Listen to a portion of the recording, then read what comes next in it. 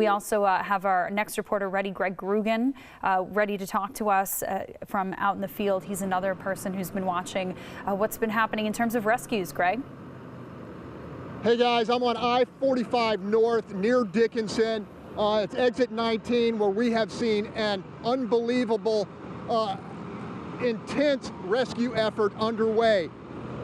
Boats being launched by citizens, by first responders, bringing load after load after load of stranded folks in. They are the elderly, they are children, they are just regular adults, but they are all stranded. Ma'am, you just came in. I just saw you get off that boat. What's your name? Valerie Luna. Valerie, what happened to you out there? My apartment is completely underwater to the ceiling. I lived on the bottom floor, and we were up on the second level waiting for somebody to come and get us. Who came and got you? Oh, some two gentlemen came and got us and brought us over here. So, are you feeling lucky right now? Are you feeling sad? What's going on? I feel lucky. I'm alive. My animals are alive. My husband, my kids.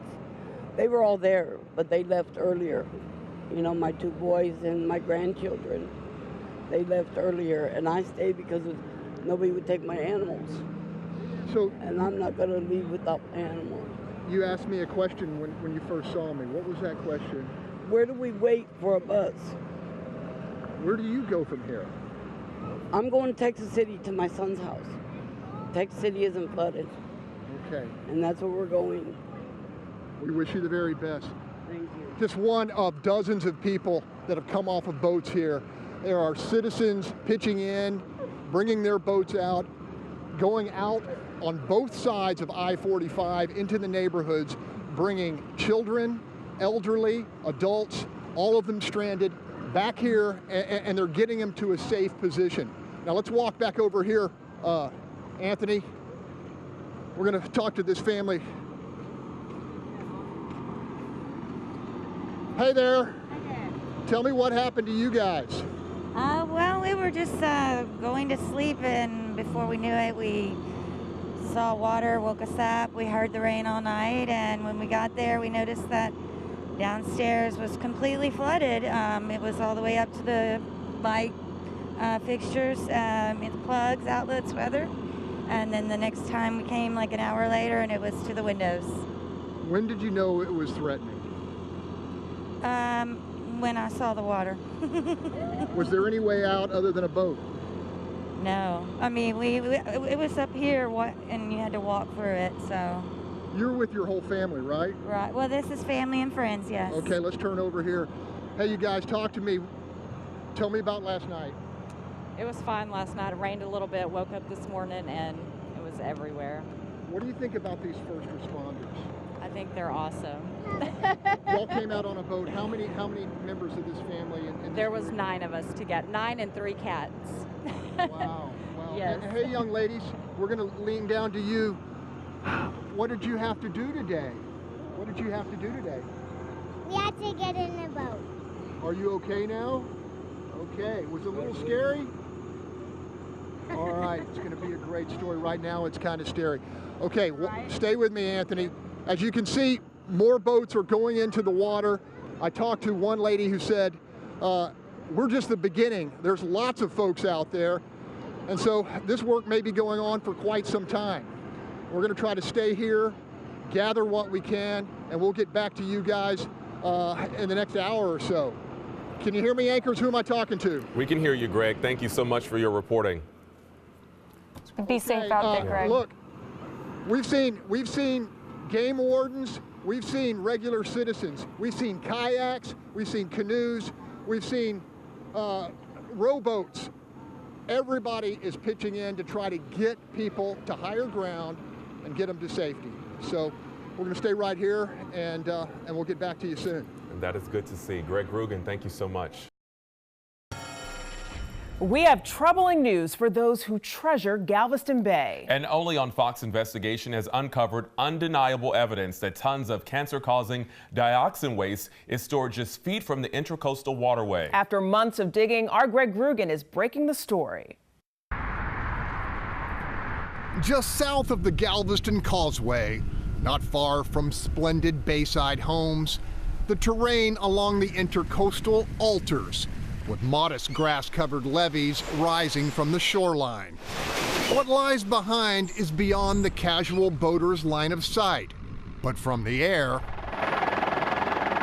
all is revealed. A massive chain of grotesque storage ponds, each filled with millions of gallons of toxic sludge. There are 32 ponds in all.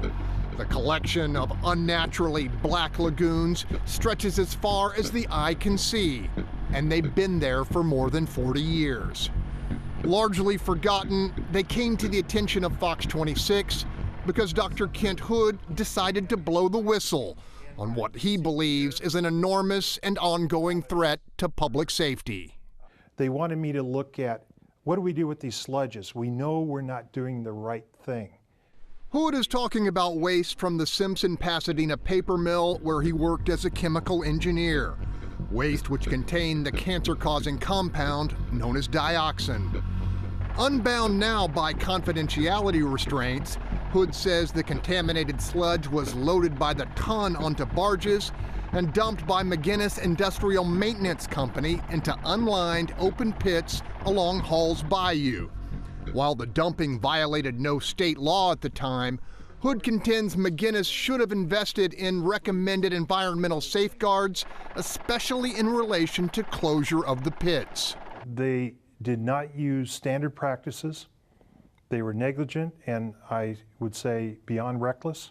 As proof the sludge was toxic, Hood preserved these 1992 storage recommendations and test results from the environmental consulting firm RMT.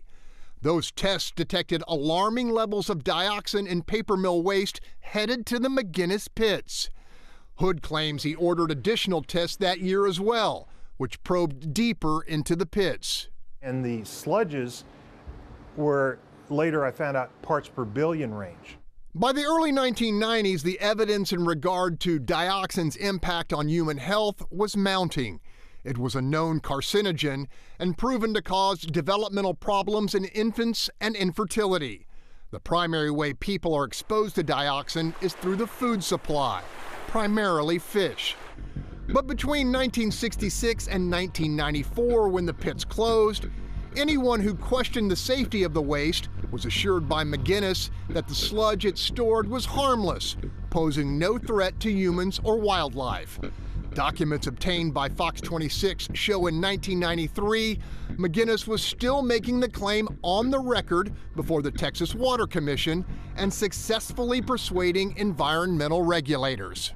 The idea of putting it in an open pit on the side of a bay and thinking that's okay? I mean, it's stupid on its face. 25 years ago, former State Representative Mike Martin helped lead the fight to close down the McGinnis pits and says the RMT test results confirm his worst fears. It was asked at every single meeting I had. And I got lied to. And that's unacceptable because the damage, the harm, the risk to the family sitting at the dinner table cannot be underestimated in any way. State records also show that back in 1992, well-known environmental lawyer Jim Blackburn unsuccessfully pushed to have McGinnis prosecuted for dumping toxic sludge without a solid waste permit. Basically, there was deceit going on, if not outright lying, and I think we need to get it cleared up.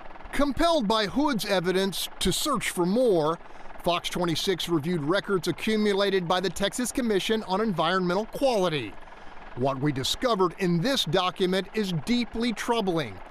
Testing commissioned by McGinnis in 2009, which revealed levels of dioxin contamination in 3 ponds that were 5 times higher and more toxic than those found at the notorious EPA Superfund site known as the San Jacinto River Waste Pits. What environmentalists had long suspected has now been confirmed with hard data from the waste company who did the dumping. Clearly, there's a dioxin issue at this site. Again, Attorney Blackburn. The fishermen of Galveston Bay ought to rise up in mutiny against the government if they don't do something about this. Isolated behind locked gates on a large swath of private land, The giant dump site is approachable only by water. Dozens of bird species can be seen flying in and out of the contamination zone. Along the intercoastal and other parts of Galveston Bay, Texas Parks and Wildlife has issued seafood consumption advisories. The principal chemical of concern, dioxin. There's really no telling how many anglers have fished along the intercoastal, never realizing that just beyond those berms was more than 200 acres of toxic sludge contaminated with dioxin. McGinnis and the TCEQ claim the dioxin is safely stored in the pits and hasn't reached the bay. But Bruce Bodson, a scientist and attorney with Galveston Baykeeper, believes there's simply no way these levees safely contain the sludge held within from storm surge from hurricanes like Ike. Water gets over, things get churned up, material comes out. The entire bay system has a dioxin advisory. All of these sites and the mills themselves have contributed over time. McGinnis, which is a holding of Houston-based Waste Management, declined our interview request and offered no response when provided the whistleblower's test results. The company did, however, offer this statement. Measured levels of dioxin are typical of decades-old legacy waste from that period. The facility was certified closed more than a decade ago. The material continues to be safely contained, and TCEQ confirms that the ongoing maintenance of the site continues to be appropriate. As for oversight, since confirmation of dioxin contamination at the site more than 7 years ago, TCEQ has allowed McGinnis to self-inspect the sludge pits on an annual basis and submit a report. Advocates for better containment say the current course is risky at best. We have not seen the bad storm that's coming. We need a buffer between this area and people and their food sources. This needs to be an emergency priority. On a bay where Texans have built homes collectively worth billions and treasure the health of native wildlife, people must now decide if they're truly protected from a compound among the most lethal and persistent on the planet. On Galveston Bay, Greg Grugan, Fox 26 News. At this Texas-sized gathering of 2 million, where everyone has a story, few can rival the true-life tale of a gal from Tacoma. Her name is Elisa Hayes, an actor by passion and profession, gifted with a midlife sweet spot, the chance to earn a good living making kids happy. But I went running into the house screaming, "God wants us to buy a circus!" She called it the cutest show on earth, and by all accounts it lived up to the claim, delighting parents and little ones alike with cool costumes and joyful inclusion. For Elisa and her crew, there was no greater gig than the 3-week run in Houston, an annual engagement which put her behind the wheel of a trailer-toting pickup, suddenly sliding on an ice-crusted Oklahoma interstate. We slid and the truck got stuck up against the guardrail and jackknifed on a 2-lane highway. No one was hurt, but that would soon change. But I turned to the girls and I said, "Get out now and run." While her 2 passengers would make it to safety, Elisa would not. And a semi that was going 65 miles an hour on cruise control, never touched the brakes, hit my body on the run, hit my body, 15 tons. I was thrown 90 feet and impaled on a guardrail. By every law of physics and human fragility, Elisa Hayes should be dead. Eyes fixed and dilated, no pulse, not breathing. Elisa's injuries, catastrophic. Bones shattered and pulverized. The blood loss, massive. Flatlining on the table, a Wichita trauma team coaxed her back among the living with Herculean effort and electric shock. I spent 7 weeks in an ICU, and it was a month before they would say with any confidence that I would stay alive.